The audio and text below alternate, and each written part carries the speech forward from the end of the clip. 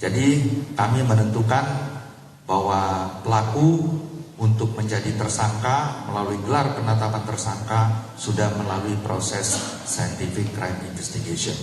Mungkin begitu aja tambahan dari saya selaku Kapolres Cilegon. Saya mengucapkan terima kasih kepada seluruh masyarakat Kota Cilegon, seluruh masyarakat Provinsi Banten, termasuk wartawan yang proaktif membantu pengungkapan kasus ini, termasuk Bareskrim Polri, Polda Banten, dan Polres Cilegon serta Polsek Cilegon Kota dan seluruh pihak-pihak yang membantu pengungkapan kasus ini sehingga kami bisa membuat dan membuktikan bahwa kasus ini menjadi terang peristiwa pidana.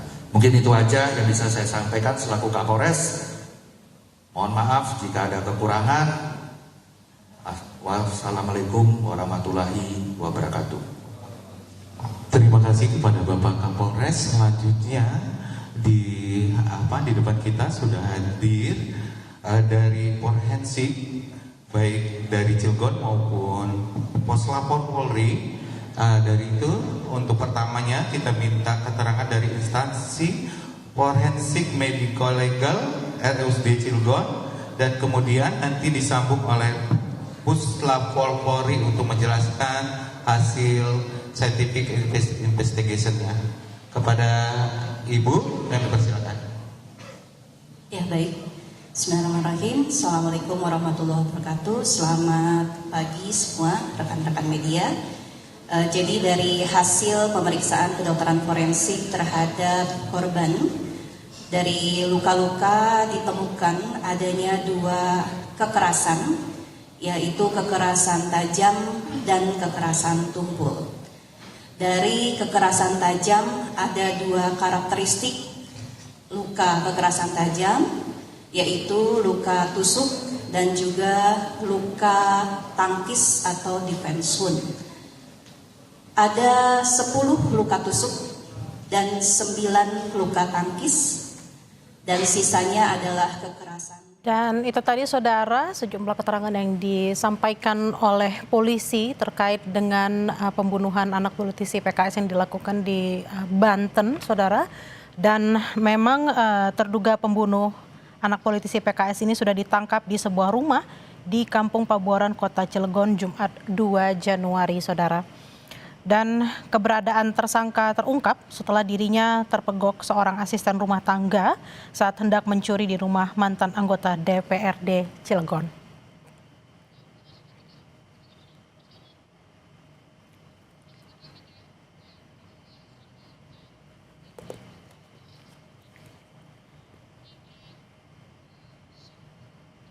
Saudara, setelah lebih dari 2 pekan dalam pengejaran, terduga pelaku pembunuhan anak politisi PKS di Cilegon ditangkap polisi.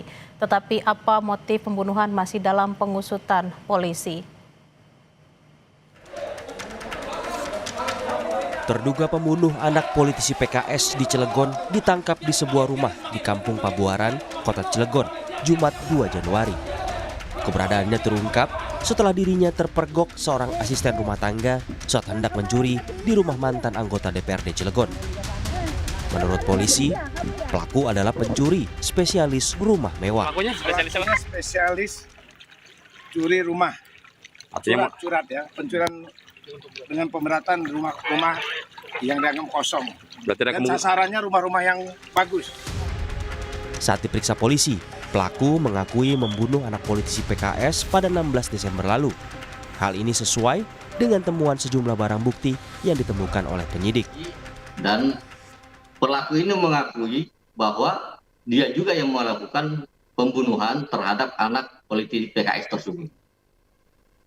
Sudah ada beberapa barang bukti yang sudah kita amankan dan setelah dicek memang ada persesuaian, terutama kepada kunci pas yang dibentuk sebagai obeng untuk mencongkel jendela untuk melalui masuknya di jendela belakang rumah daripada politisi PKS tersebut.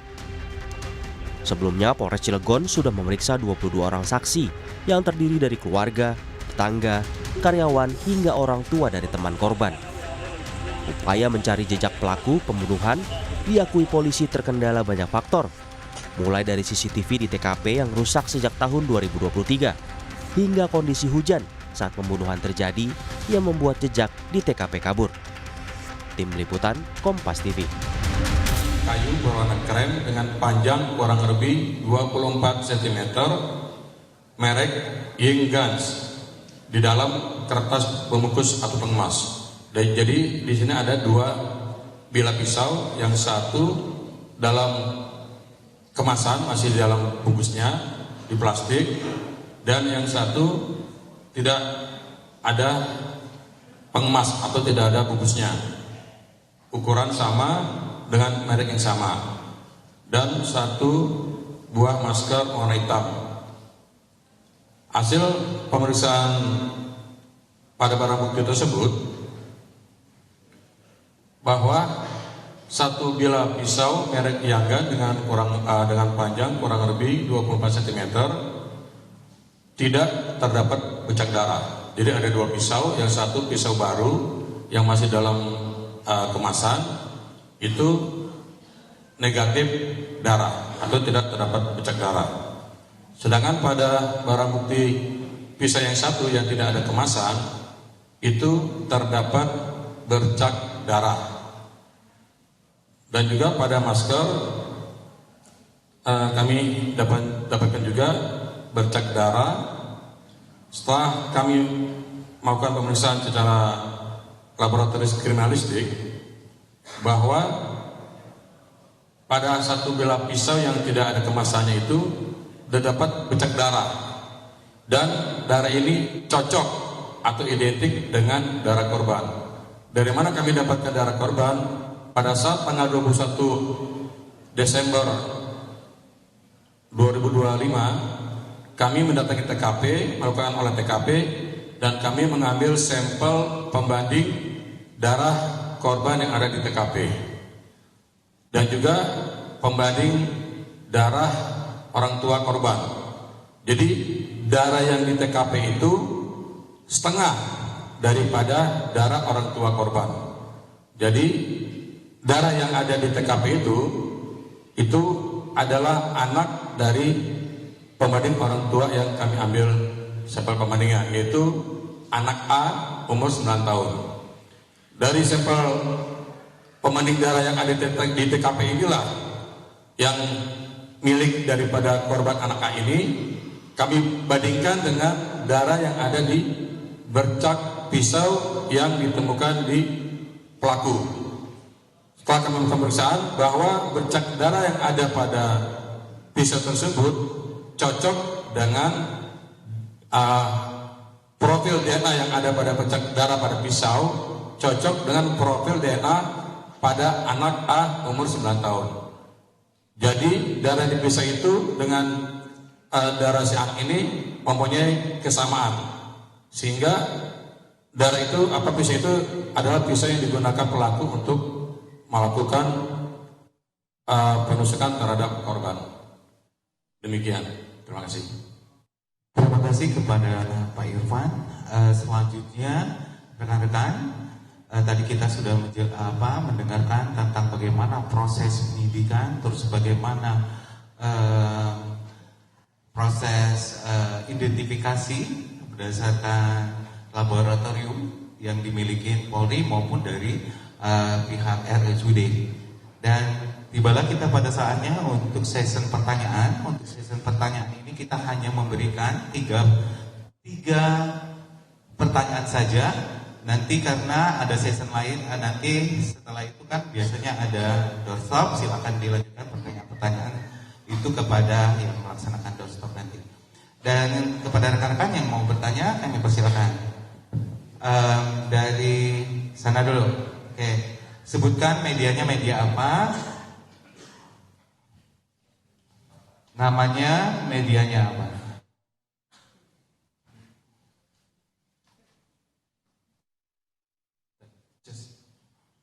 Selamat siang Bapak-Bapak semuanya. Saya Niko Anggriawan dari Kompas TV. Izin bertanya, tadi dijelaskan sama Pak Direskrimum terkait dengan adanya pergeseran berangkas dan juga pelaku sempat memeriksa berangkas di lantai 1. Di pertanyaan saya, kenapa dalam awal polisi ini menyimpulkan bahwa ini tidak ada tindakan pencurian karena tidak ada barang yang hilang. Apakah di penyelidikan awal itu tidak bisa ditemukan adanya tindak pencurian atau apa ya sehingga akhirnya polisi bisa menyimpulkan bahwa ini adalah pembunuhan yang didahului dengan pencurian? Terima kasih Bapak. Langsung dijawab aja ya.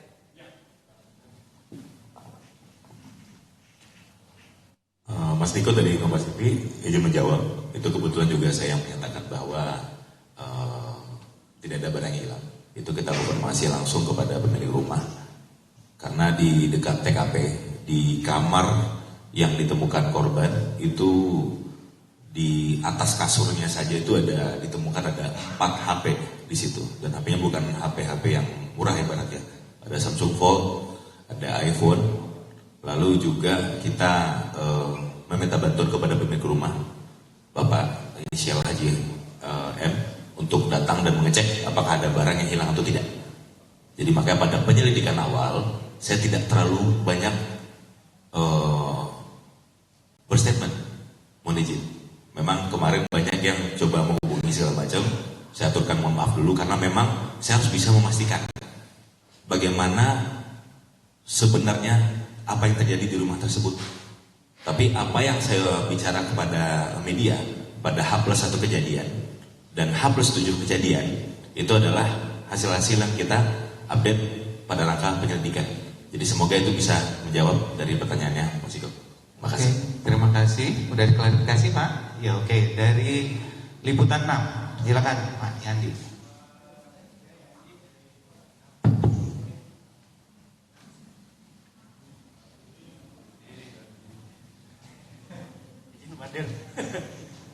Jadi begini, pertama kan yang ramai di medsos ya, yang ramai di medsos itu kan banyak brimob nih akhirnya pada ikut tangkap. Biasanya kan kalau sependek pengetahuan saya biasanya lapor ke polsek datang nih tangkap gitu. Nah ini tahu-tahu brimob ada senjata laras panjang gitu kan. Apakah memang dia ini sedang giat Nataru kebetulan akhirnya diajak ke TKP atau seperti apa, itu pertama. Kedua, nah biasanya kan uji lab ini apalagi cek DNA, cek darah itu kalau berdasarkan pengalaman tsunami itu kan butuh waktu yang lama ya, bahkan bisa berminggu-minggu. Nah tapi ini bisa dalam beberapa hari, 2 atau 3 hari akhirnya bisa keluar. Nah yang membedakan apa nih gitu kan, karena kalau belajar dari tsunami itu kan butuh waktu lama, tapi cek darah ini cepat gitu, cuma membutuhkan beberapa hari. Terima kasih. Assalamualaikum warahmatullahi wabarakatuh. Silakan dari Lavon, Pak Kasa dulu Bapak. Mungkin ada pertanyaan juga karena ada video beredar ya, betul ya, Mas Yadi, ada video beredar. Kita jelaskan. Itu posisi namanya laporan masyarakat. Siapapun namanya anggota polisian, mau brimob mau apa, yang penting ketika menerima laporan masyarakat itu harus cepat datang ke TKP. Itu satu. Yang kedua, apa yang ada terjadi di sana? Mereka dengan bersenjata segala macam memang lagi dalam operasi Nataru. Ya, memang lagi dalam operasi Nataru. Jadi memang dengan perlengkapan yang ada, kita melakukan pengamanan langsung ke lokasi ini. Dan setelah itu pun langsung kita amankan si pelaku. Begitu. Lalu untuk yang kedua, bagaimana kecepatan? Mungkin bisa langsung dijawab sama Bapak Kompol Irfan. Terima kasih rekan-rekan. Kenapa dalam pemeriksaan DNA untuk kasus-kasus mungkin tsunami atau kasus-kasus penemuan mayat itu agak lama? Karena biasanya kalau kasus-kasus penemuan mayat atau kerangka itu kan sudah jadi tulang belulang. Jadi untuk kasus pemeriksaan DNA terhadap barang bukti itu juga bisa mempengaruhi. Seperti kasus tulang, tinggal kerangka itu memang agak lama karena faktor pemeriksaannya pun agak sulit gitu.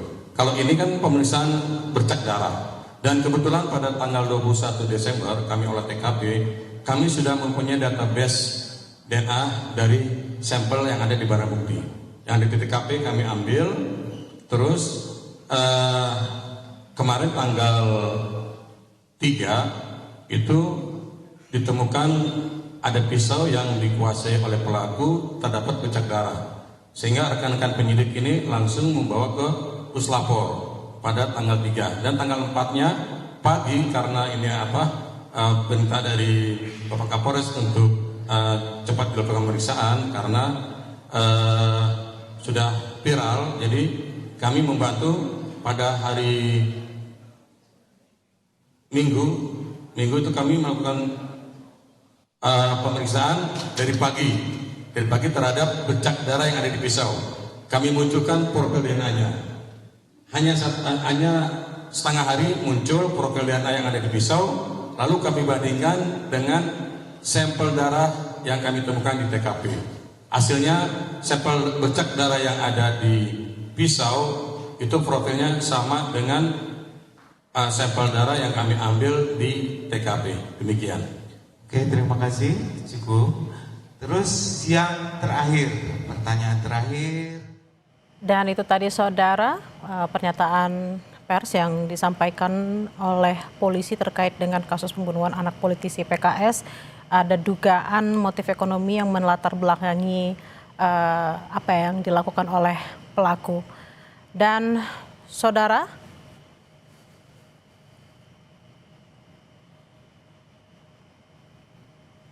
dan informasi usai jeda saudara, tim SAR gabungan kembali menemukan satu jenazah di perairan Pulau Padar pada Minggu pagi, hari ke-10 pencarian.